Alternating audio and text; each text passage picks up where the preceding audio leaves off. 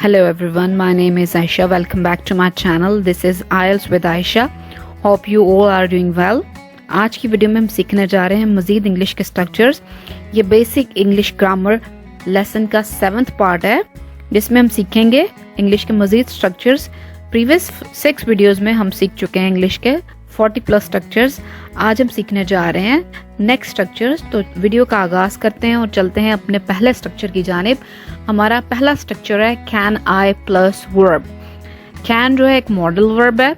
हम जैसा कि जानते हैं कि हमारे पास 9 मॉडल वर्ब्स हैं, can, could, may, might, must, shall, should, will and would.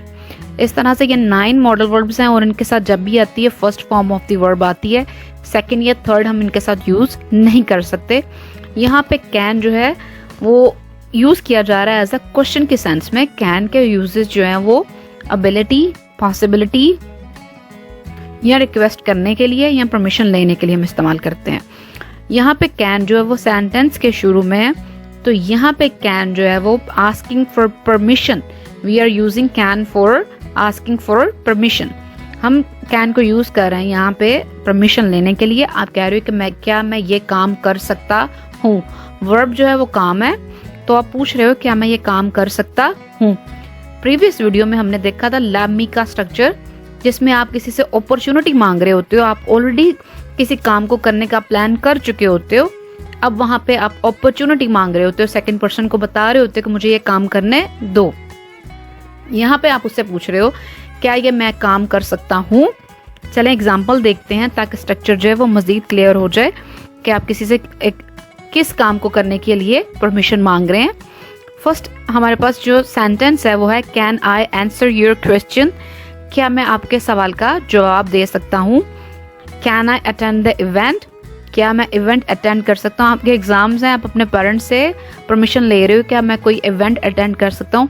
May be किसी फ्रेंड की बर्थडे पार्टी है या वैसे ही किसी की मैरिज सेरेमनी है या कहीं आप वैसे ही आउटिंग के लिए जाना चाह रहे हो, तो आप परमिशन मांग रहे हो कि क्या मैं इस इवेंट को अटेंड कर सकता हूँ। Can I move to another spot. क्या मैं दूसरी जगह मूव कर सकता हूँ। नेक्स्ट एग्जाम्पल है can I call you tomorrow. Maybe आपको किसी फ्रेंड की कॉल आई हो तो आप उससे कह रहे हो कि can I call you tomorrow, क्या मैं तुम्हें कल कॉल कर सकता हूँ। या आप वैसे ही किसी काम को करने के लिए किसी से परमिशन मांग रहे हो कि क्या मैं आपको कल कॉल कर सकता हूँ। Can I complete this letter. क्या मैं इसको बाद में मुकम्मल कर सकता हूँ। Can I explain myself. क्या मैं अपने बारे में आपको बता सकता हूँ। Can I help you with your homework. क्या मैं आपकी मदद कर सकता हूँ आपके होमवर्क में। लास्ट इसकी एग्जाम्पल है can I include you in our plans. क्या मैं आपको अपने इरादों में, अपने प्लान्स में शामिल कर सकता हूँ। ठीक है। कुड भी हम इसी सेंस में यूज करते हैं। कैन में 100% श्योरिटी होती है। कुड जो है वो इससे थोड़ा पोलाइट है। आप कैन या कुड दोनों इस्तेमाल कर सकते हो। कैन यूज कर लो या कुड यूज कर लो, दोनों में कोई भी रिस्ट्रिक्शन नहीं है। लेकिन कैन जो है वो बहुत ही ज़्यादा फ्रेंडली है और कुड जो है वो बहुत ज़्यादा फॉर्मल है। अगर आपने बॉस या किसी स्ट्रेंजर से बात करनी हो तो यू शुड यूज कुड। अगर आप अपने फ्रेंड्स, कॉलीग्स, सिबलिंग के साथ बात कर रहे हो then you can use can. Can वहाँ पे बिल्कुल अप्रोप्रिएट यूज है, लेकिन फ्रेंड्स के साथ ही हम यूज करेंगे इसे। फ्रेंड्स, कॉलीग्स और सिबलिंग के साथ हमें टीचर और बॉस के साथ पोलाइट होना है, वहाँ पे हमें चाहिए कि हम खुद यूज करें। वैसे कैन यूज कर लेना भी गलत नहीं है, you can use both. Next structure है हमारे पास can I get plus noun. पीछे स्ट्रक्चर में हमने देखा था कि हम कैन आई का यूज सीख रहे थे, क्या मैं ये काम कर सकता हूँ। यहाँ पे गेट आ रहा है तो इट्स मीन यहाँ पे गेट के साथ यूजेस इसके डिफरेंट हो जाएंगे। गेट तो डिफरेंट सिचुएशन में डिफरेंट वेज के लिए इस्तेमाल किया जाता है। ये ऑफर के लिए भी इस्तेमाल किया जा रहा होता है, किसी चीज़ को लेने के लिए भी इस्तेमाल किया जा रहा होता है, किसी जगह पहुँचने के लिए भी हम इस्तेमाल करते हैं, ऐसे किसी चीज़ से अफेक्टेड होने के लिए भी हम गेट को इस्तेमाल करते हैं। सो गेट के तो बहुत सारे यूजेस हैं। अब यहाँ पे जब गेट आ रहा है कैन आई के साथ, तो हमें वो ये बता रहा है कि आप किसी को ऑफर कर रहे हो किसी चीज़ की या किसी से परमिशन ले रहे हो। एग्जाम्पल देखते हैं ताकि स्ट्रक्चर जो है वो मज़ीद क्लियर हो जाए। फर्स्ट एग्जाम्पल है can I get sugar in my coffee. Get वही मतलब हो गया ना कि मैं क्या ले सकते हैं, आप ये पूछ रहे हैं। Can I gate popcorn at the movie, क्या मैं मूवी पे जा रहे हैं, मूवी देखने जा रहे हैं, आप सिनेमा पे जा रहे हैं, आप कह रहे हैं क्या मैं वहाँ पे पॉपकॉर्न लेके जा सकता हूँ। Can I get you another drink, यहाँ पे आप ऑफर कर रहे हो कि मैं आपको दूसरा ड्रिंक दूँ। Can I help you move that, यहाँ पे भी आप ऑफर ही कर रहे हो अपनी हेल्प की, क्या मैं आपकी मदद कर सकता हूँ इसको मूव करने में या यहाँ से मूव होने में। Can I recommend a good place to you, यहाँ पे भी आप उससे परमिशन मांग रहे हो, पोलाइटली परमिशन मांग रहे हो कि क्या मैं आपको सजेस्ट करूँ, कुछ रेकमेंड करूँ कुछ एक अच्छा प्लेस खाने के लिए। मे बी वो पर्सन जो वो स्ट्रेंजर, वो अननोन पर्सन है इस सिटी में या उस एरिया में जिसको आप रेकमेंड करना चाह रहे हो। नेक्स्ट हमारे पास लास्ट एग्जाम्पल है can I take you home, क्या मैं आपको घर ले जा सकता हूँ। इस तरह से हमने सीखा कैन आई का यूज़, कैन आई गेट का यूज़। कैन आई हो तो हम उसके साथ वर्ब लगाते हैं, लेकिन यहाँ में कैन आई गेट था तो गेट में ऑलरेडी यहाँ पे लगा हुआ था हमारे पास वर्ब, तो हमें क्या यूज़ करना है, हमें यहाँ पे नाउन यूज़ करना है। नाउन सिंगुलर में हो प्लूरल में हो इसकी कोई रिस्ट्रिक्शन नहीं है, क्योंकि आपको पता है कि कैन जो है वो सिंगुलर प्लूरल सभी के साथ सेम है और इसमें एस और यस इसके साथ नहीं यूज़ करते।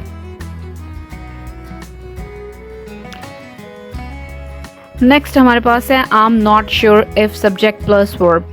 आई एम नॉट श्योर का क्लोज जो है वो हमें ये बता रहा है कि आप किसी बारे में श्योर नहीं है, आपको सर्टेनिटी नहीं है, आपको बिलीव नहीं है किसी काम को होने का। अब इफ क्लोज के साथ आप नेक्स्ट सेंटेंस बता रहे हो कि अगर ऐसा होगा, क्या ऐसा होगा जिस पे आपको यकीन नहीं है। इसके लिए हम चलते हैं एग्जाम्पल्स की तरफ ताकि स्ट्रक्चर जो है वो मज़ीद क्लियर हो जाए। आप कह रहे हो आई am not sure if they will offer me the job, यहाँ पे लैक ऑफ श्योरिटी है, आपको किसी बात का यकीन नहीं कि आपको जॉब ऑफर की जाएगी या नहीं। आई am not sure if she will return my call, मुझे यकीन नहीं है कि वो मेरी कॉल का जवाब देगी। I am not sure if my wife will understand, मुझे यकीन है कि मेरी बीवी मुझे समझेगी। I am not sure we will go out tonight, मुझे यकीन है कि आज रात हम बाहर जाएंगे। नेक्स्ट इसकी एग्जाम्पल है आई am not sure if I understand your question. I understand क्या शायद मैं आपका क्वेश्चन समझ सकूं, अगर मैं आपका क्वेश्चन समझ सकूं मुझे यकीन नहीं है। आई am not sure if I can handle it, आपको इस चीज़ पे डाउट हो रहा है कि आप शायद किसी मामले को हैंडल ना कर सको, इस वजह से आप कह रहे हो कि मुझे यकीन नहीं है कि मैं इसको हैंडल कर सकता हूँ या नहीं। चलते हैं अपने नेक्स्ट स्ट्रक्चर की जानिब। आज का हमारा next structure do you mind if I plus verb. If जो है जब भी सेंटेंस में आ जाए it's mean it's a condition, ये कंडीशन पुट की जा रही होती है, अगर ऐसा हुआ तो क्या होगा। अभी यही बात हो रही है, क्या तुम बुरा महसूस करोगे अगर मैं ये काम करूँ तो। वर्ब जो है वो काम है जो कि आप करें तो आप सेकंड पर्सन से पूछ रहे हो कि आपको बुरा तो नहीं लगेगा अगर मैं ये काम करूँ, ठीक है।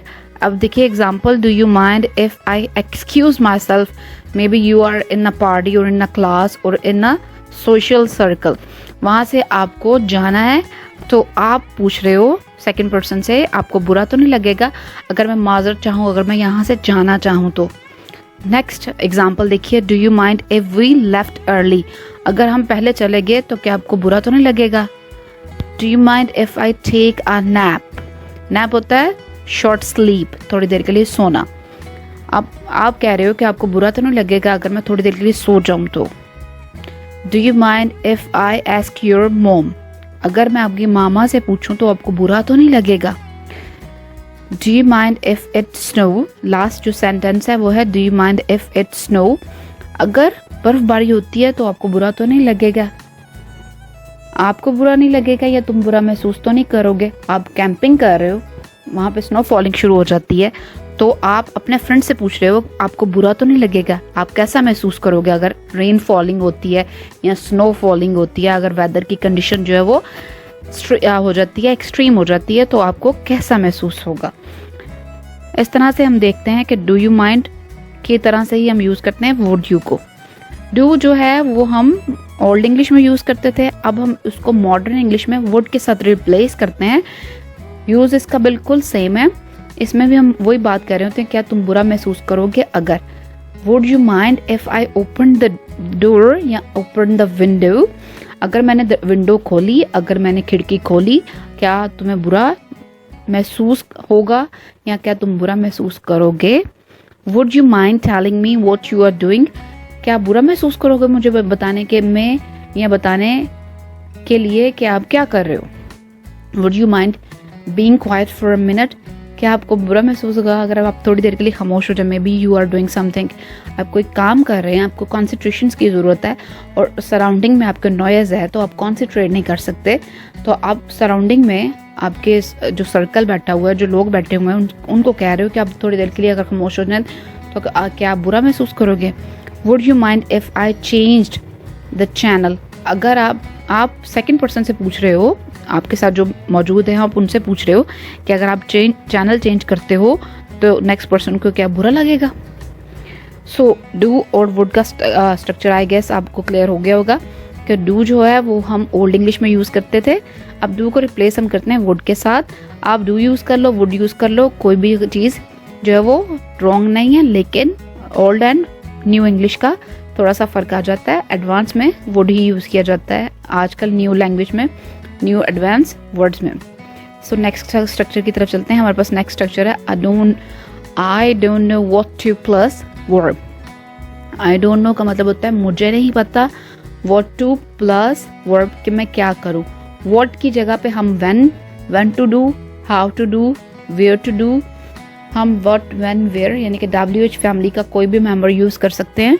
यहाँ पे व्हाट के साथ स्ट्रक्चर दिया हुआ है, तो व्हाट का स्ट्रक्चर पहले देख लेते हैं, उसके बाद हम इसको व्हेन वेयर हाउ किसी भी स्ट्रक्चर में कन्वर्ट करना सीख जाएंगे जब हम व्हाट का यूज़ सीख लेंगे सेंटेंस के अंदर। एग्जाम्पल देखते हैं। I don't know what to eat for dinner. आप कह रहे हो कि आपको नहीं पता कि आप रात को खाने में क्या खाओ। यहाँ पे आपके लिए चॉइस जो है वो डिफ़िकल्ट हो रही है खाना खाने में। सेकेंड एग्जाम्पल है I don't know what to buy you for your birthday. आप कह रहे हो मुझे इल्म नहीं है या मुझे पता नहीं है कि आपके लिए क्या खरीदूं आपकी बर्थडे के लिए। नेक्स्ट एग्जांपल देखिए। I don't know what to say. मैं नहीं जानता कि मैं क्या कहूँ। सिचुएशन समटाइम ऑकवर्ड हो जाती है, तो आपको समझ नहीं आ रही होती है आप किस पर्सन की फेवर करें या क्या कहें, तो ये उन सिचुएशन में बोला जाता है sentence I don't know what to say. मैं नहीं जानता कि मैं क्या कहूँ। नेक्स्ट एग्जांपल देखिए। I don't know what to do with my spare time. मैं नहीं जानता मैं अपने स्पेयर टाइम के साथ क्या करूं, अपने फ्री टाइम के साथ या अपने लेयर के टाइम के साथ क्या करूं। लेयर टाइम में आप क्या करूं, आपके पास कोई एक्टिविटी नहीं है, कोई हॉबी नहीं है, तो आप उस चीज़ के लिए परेशान हो रहे हो कि आप फ्री टाइम में किस तरह से उसको स्पेंड करोगे। एग्जाम्पल देखिए next. I don't know what to do for vacation. Vacation या स्पेयर टाइम वही बात होगी, फ्री टाइम थोड़ी देर का था, ये वेकेशन जो है वो एक पीरियड के लिए होती हैं, आइदर 2 months हैं, 1 week है, कुछ भी हो सकता है। तो आप नहीं जानते कि उनको आप किस तरह से स्पेंड करो, तो आप पूछ रहे हो कि I don't know what to do for vacation. Vacation के लिए मैं क्या करूं। सो आपने सीखा डोंट नो का स्ट्रक्चर, जिसमें हमने व्हाट को यूज़ करना सीखा। व्हाट की जगह पे हम व्हेन, वेयर, हाउ को भी यूज़ कर सकते हैं। नेक्स्ट स्ट्रक्चर है हमारे पास I should have plus past participle. Should के साथ जब हैव आ जाता है इसका मतलब है कि ये पास्ट की बात है, और हैव के बाद फिर हम लगाते हैं पास्ट पार्टिसिपल। पास्ट पार्टिसिपल होता है third form of the verb. मैंने आपको पहले बताया कि मॉडल वर्ब्स 9 जो मॉडल वर्ब्स हैं can, could, may, might, must, shall, should, will, would and must.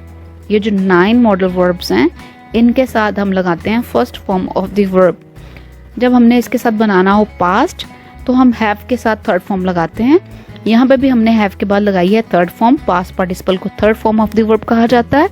यहाँ पे हम पास्ट पार्टिसिपल यूज़ कर रहे हैं हैव के साथ। इसका मतलब है कि आपको माजी का रिग्रेट है, आप कहते हो मुझे ये काम करना चाहिए था।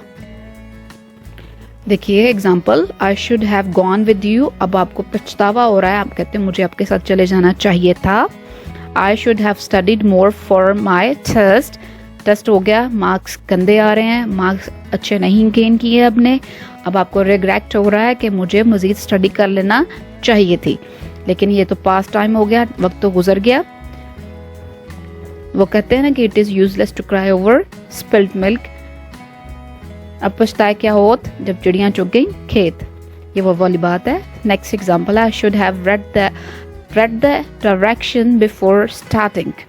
मुझे जर्नी को स्टार्ट करने से पहले डायरेक्शन को पढ़ लेना चाहिए था। अब आपको डायरेक्शन जो है वो गलत में भी आपने टर्न ले लिया है, अब आप पछता रहे हो कि आपको डायरेक्शन पहले पढ़ लेना चाहिए थी जर्नी को स्टार्ट करने से पहले। नेक्स्ट हमारे पास एग्जांपल है, I should have eaten breakfast this morning. आप कह रहे हो कि मुझे सुबह नाश्ता कर लेना चाहिए था। So that's all about today's topic. उम्मीद करती हूँ कि आपको आज की वीडियो पसंद आई होगी।